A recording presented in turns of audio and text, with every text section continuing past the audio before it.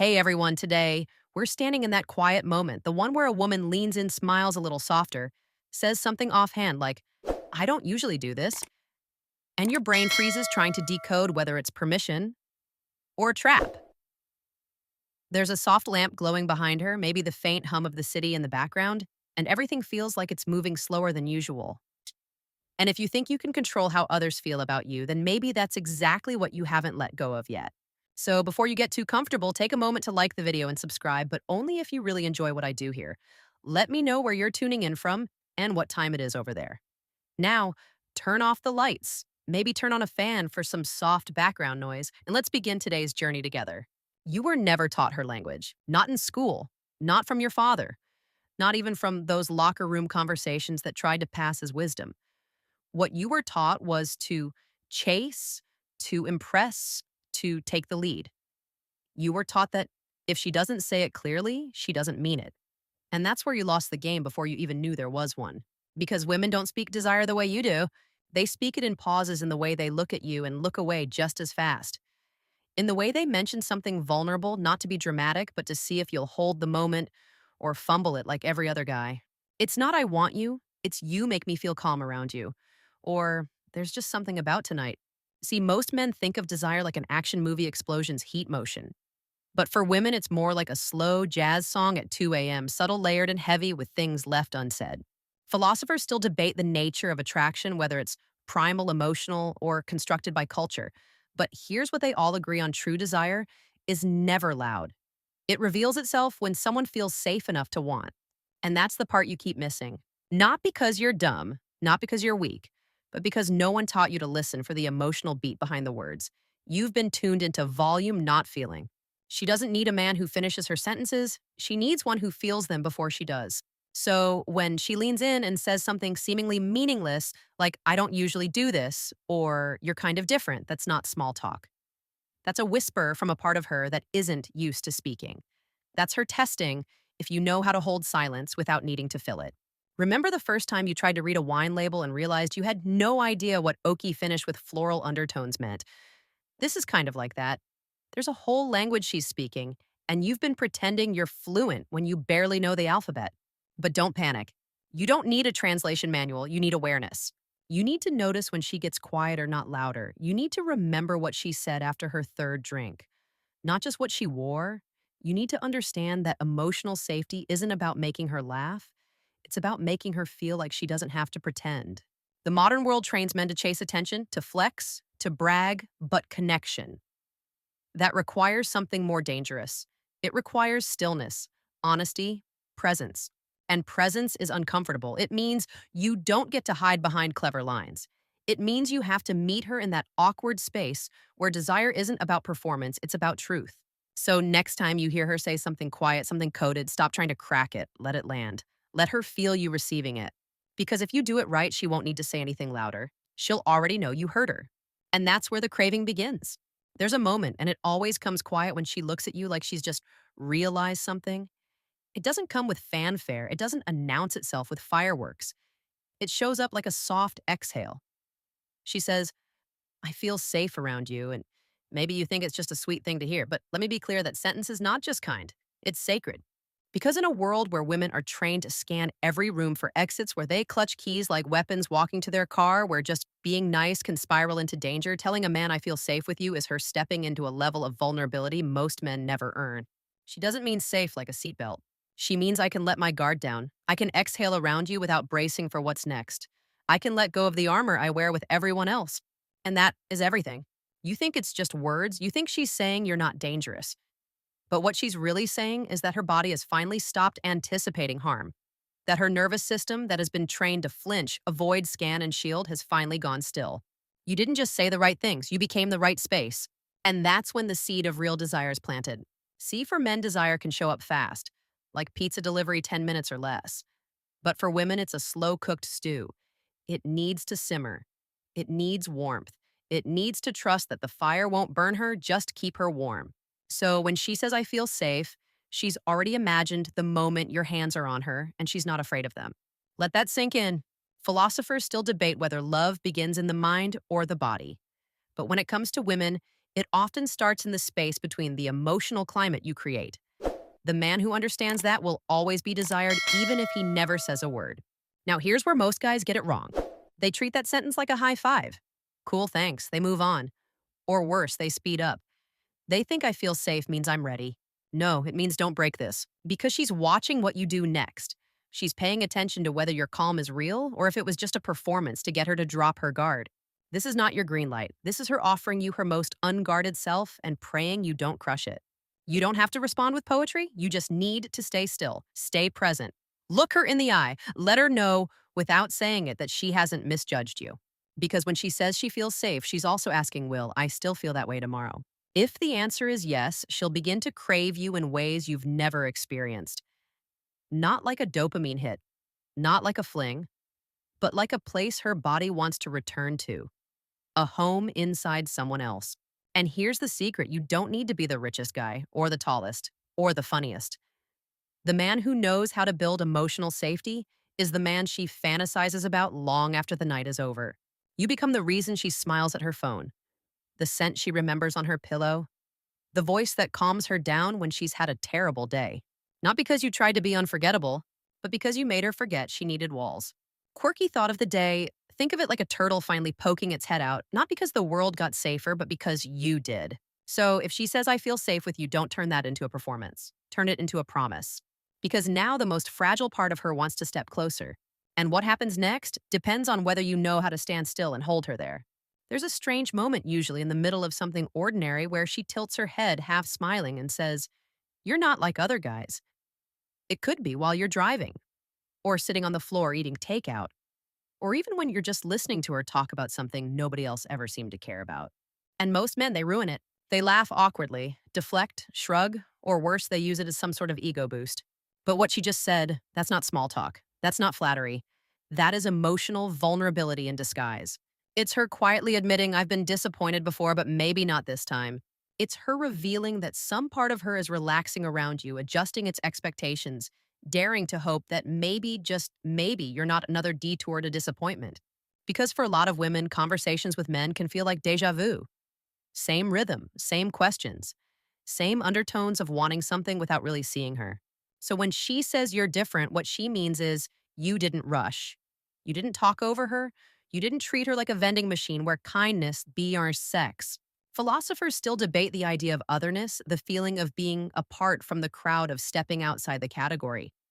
And when she calls you different, she's not just separating you from other men, she's pulling you closer to herself. She's saying, I can breathe around you in a way I can't with most. But that difference, it's fragile. It's not something you earn once and get to keep. It's a daily decision to stay grounded, to stay patient, to stay you. Because the moment you start acting like the others, she'll know. It's in the way your texts shift from thoughtful to strategic, in the way your gaze changes from warm to calculating, in the way your presence becomes performative instead of present. It's like someone switched the background music without telling her, and suddenly the vibe is gone. You want to know what real seduction looks like? It's not roses and rooftop dinners. It's sitting across from her and making her feel like she doesn't have to compete with your phone. It's remembering how she likes her coffee. It's being the calm in her storm without trying to fix her. Remember that guy who brings a guitar to every party hoping someone will ask him to play? That's how most men act with women trying to impress before they've even listened. But you, if you're really different, you don't need the spotlight. You are the quiet song in the background she keeps humming after she leaves. And when she says you're not like other guys, what she's really saying is, I'm starting to trust this. Don't ruin it. You don't need a clever reply. You need consistency. Let your energy stay exactly where it is: calm, open, undemanding. Quirky analogy.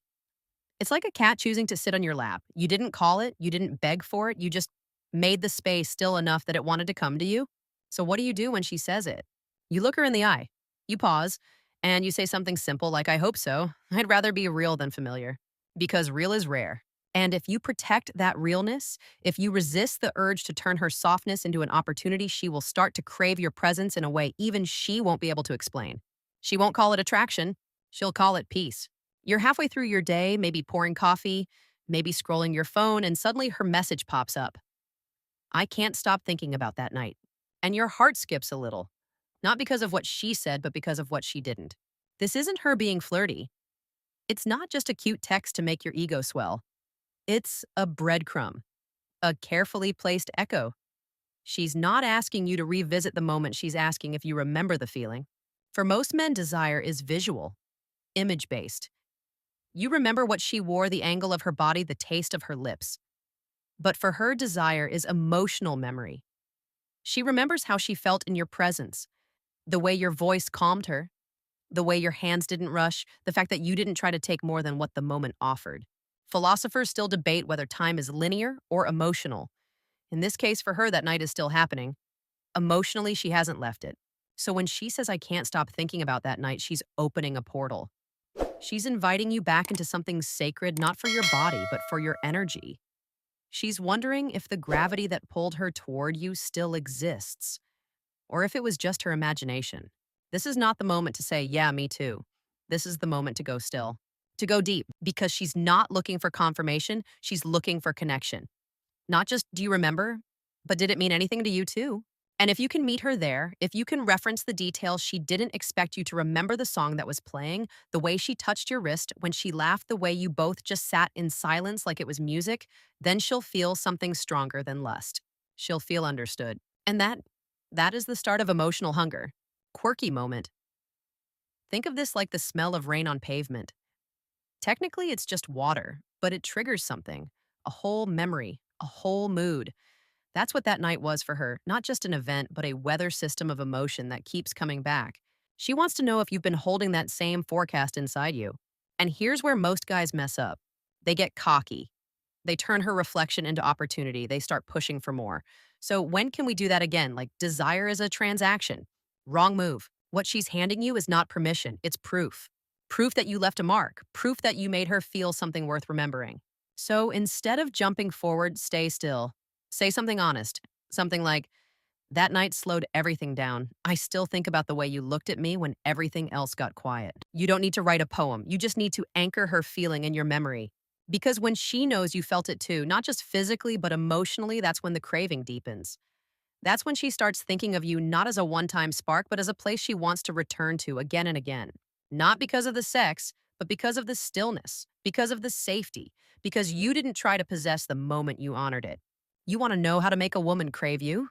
Remember the night the way she does. Because in a world full of men who want her body, you become the one who remembers her soul. And that's the night she won't stop thinking about. You're sitting across from her. Maybe it's a crowded room, maybe it's quiet. You're not touching, not flirting aggressively, just present. And then she hits you with it, the sentence that cuts through every safe topic, like a hot knife through butter. What would you do if we were alone right now?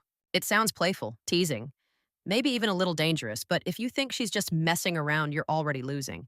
Because this question isn't about the answer, it's about the energy behind it. She's not testing your imagination, she's testing your awareness. What she really wants to know is, how would you handle power if I gave it to you? This moment is a sacred edge, and most men fall off it.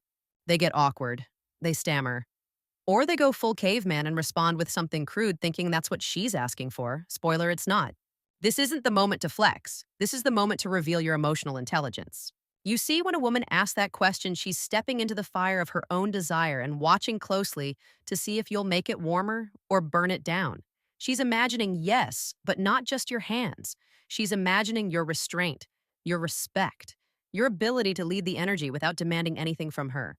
Philosophers still debate the ethics of desire. How much is instinct? How much is choice? But in this moment, she is offering you both, her curiosity and her control. And what she's hoping for is that you won't rush to take either. So how do you answer her? Softly, slowly, with presence. You don't respond with, I'd throw you on the bed. You say, I'd let the silence decide who leans in first. Or maybe I'd make sure you never had to wonder if I was listening to your body or your boundaries. Quirky analogy. Imagine she just handed you a violin made of glass and said, play something for me. You don't start shredding like it's a rock concert. You hold it. Gently. Like it could sing or shatter in your hands. She wants to know you can flirt with her mind before her body. Because for her, intimacy isn't about instant gratification. It's about rhythm. And when you answer too fast, too bold, too needy, you've broken the rhythm. But when you pause, when you let the silence do part of the work, when you match her tone with calm and clarity, she starts leaning in. Not just physically, emotionally.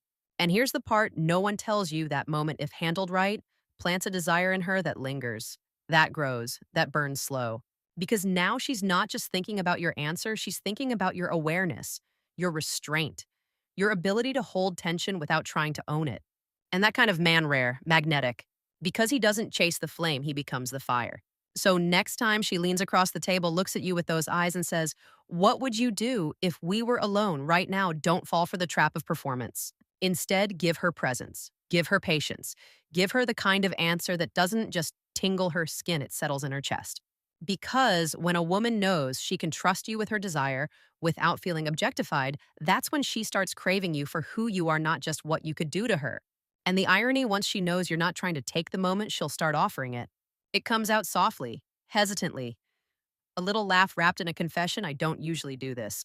And maybe you smile, take it as a compliment. Maybe you think it means you're special, and you are, but only if you understand what she's really saying. This sentence isn't about behavior, it's about boundaries. It's about how far she's come out of her own comfort zone to meet you in this moment. Because for a woman to say this, something's shifting inside her, something tender, something fragile. She's been trained her whole life to protect it. She's been told not to be too easy, not to be too emotional, not to trust too quickly, laugh too loudly, or want too much. She's learned to keep the door closed, not because she doesn't want to open it, but because every time she has, someone's kicked it in. So when she looks at you, just you, and says, "I don't usually do this," what she's whispering under the words is, "I'm breaking my own rule for you. Please don't make me regret it." Philosophers still debate whether vulnerability is a choice or an accident, but for her in this moment, it's both: a conscious, trembling step towards you and a hope that you won't take that step as an invitation to devour her. This isn't your green light, it's your responsibility check. Because too many men think this line means they've won. They shift, they push, they think now's the time to take it further, physically, emotionally, whatever. And just like that, the fragile trust she offered starts to retract like a snail into its shell. But if you slow down, if you hold the moment instead of hurrying it, something else happens. She opens more. Not because you asked, because you didn't. Quirky image. Think of it like a hidden garden. She's not giving you the key. She's leaving the gate slightly ajar and watching how you walk in. Are you stomping? Are you pulling at flowers? Or are you just sitting there soaking in the scent, grateful that you were even allowed inside? This moment is not about what you want. It's about showing her what kind of man you are when the doors come down, and the man she craves. He doesn't need to prove anything. He doesn't see her vulnerability as an opportunity. He sees it as a gift. So what do you say when she says that line? "Try this. You don't have to do anything you're unsure of, or maybe I don't need more than this moment." Because that slows the world down. That builds safety. That tells her, "I see you, I hear you, and I'm not here to take, I'm here to be with you exactly where you are." When she hears that, she softens. Not just her tone, her body, her breath, her guard. And suddenly you're not just the guy she feels something for. You're the man she remembers. Because when you protect her in her moment of self-doubt, of second guessing, of hesitation, you become more than desirable. You become safe. And as we've already learned, desire lives in safety. So the next time she says, "I don't usually do this," don't respond with a smirk or a move. Respond with stillness, with warmth, with something that tells her, "You're safe to feel unsure here. I won't punish you for it." And that's when she lets go, not just of her fear, but of everything she was holding back from you. She doesn't say it in a dramatic way. It might slip out like a sigh. "You make me feel like a woman." And at first, you're not sure what to do with that. It sounds like a compliment, and it is, but not the kind you're used to hearing. This isn't about how you look or how you flirt. It's not about dominance, charm, or even sex. What she's really saying is, "I get to be my full self around you." And that, my friend, is rare. Because for so many women, being a woman doesn't always feel safe. The world often demands that she be hard, strong, independent, unshakable. Not because she wants to be, but because she's had to be. So when she says, "You make me feel like a woman," she's not talking about being girly or delicate. She's talking about softness, about ease, about finally putting the weight down. She's saying, "I don't have to fight with you. I don't have to prove anything. I just, philosophers still debate what defines femininity. But to her in this moment, it's freedom from pretending. And you gave her that freedom, not by taking control, but by being present, by being still, by showing her that her softness isn't a weakness, it's welcome. Quirky analogy. It's like being barefoot on cool grass after walking miles on concrete. That's what you feel like to her. So how did you do that? You didn't rush. You didn't analyze every emotion she showed. You didn't shrink when she was loud or try to fix her when she was quiet. You just held space, and in that space, she bloomed. Now, here's the secret no one tells you. The moment she feels like a woman in your presence truly deeply, that's when she begins to desire you completely. Not just physically, not just emotionally, but elementally. Because now she isn't responding to a version of herself she's performing. She's responding as her whole self, unfiltered, unapologetic, undivided. And when a woman offers you that version of herself, she's not just interested, she's entrusting. She's saying, I want to be this person with you. I want to explore this softness. I want to rest in this energy. And trust me, if you ruin that, if you mock it, if you turn it into a punchline or a power play, you won't just lose her attention. You'll lose something deeper, her reverence for you. But if you hold it right, if you respond with a simple, I see you or you deserve to feel that way, every day you'll feel the shift. She'll lean in more, stay longer, share deeper, not because she needs you, because she chooses you again and again. And when a woman makes that kind of choice, when her craving is born not from pressure, but from peace, you become unforgettable. Because she didn't just feel sexy around you, she felt sacred. And there's no substitute for that. So now you've heard it all. The unspoken signals, the quiet invitations, the trembling truths behind the things she says when her guard begins to fall. I feel safe around you. You're different from other guys. I can't stop thinking about that night. What would you do if we were alone? I don't usually do this. You make me feel like a woman. Each of these isn't just a sentence, it's a key, a test, a door slowly opening. And now the question becomes, what will you do with that door? Will you barge in with ego, or will you wait at the threshold with respect? Because here's what most men never understand. Desire isn't built in the big moves. It's not about lines or looks. It's in the moments between the moments. It's how you sit in silence without needing to fill it. It's how you stay still when she softens. It's how you don't rush, even when every part of you wants to. Philosophers may call this emotional presence, but she doesn't care what it's called. She just knows how it feels. And the truth is, that's what she'll remember. Not what you said, not what you did, but how she felt in her own skin when she was with you. Did she feel cherished? Did she feel safe? Did she feel seen without needing to perform? Because if the answer is yes, she'll crave you in a way that doesn't fade. Even when you're not in the room, even when she can't explain why, even when she knows she shouldn't. It won't be about your body. It will be about your presence. So here's the whisper I'll leave you with. When she feels most like herself around you, that's when she'll want to be yours. End of script. Have a beautiful day.